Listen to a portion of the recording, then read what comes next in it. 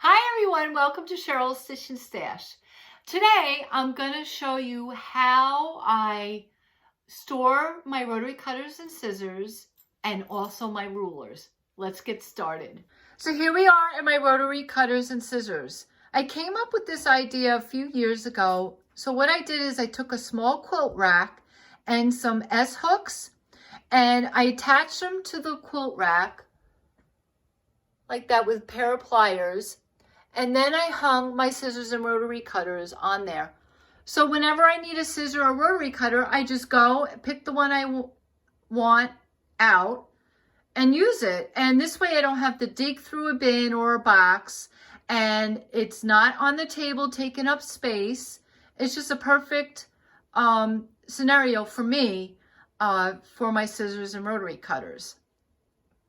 So now we're going to go over to see how I store my rulers.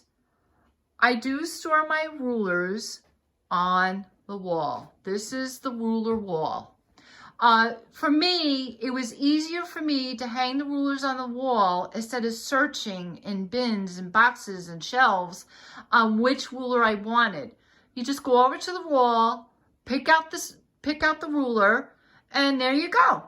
It's easy, it's simple, it doesn't take room up on a shelf, and I know exactly where they all are. Thank you for visiting my channel. Happy quilting and have a great day.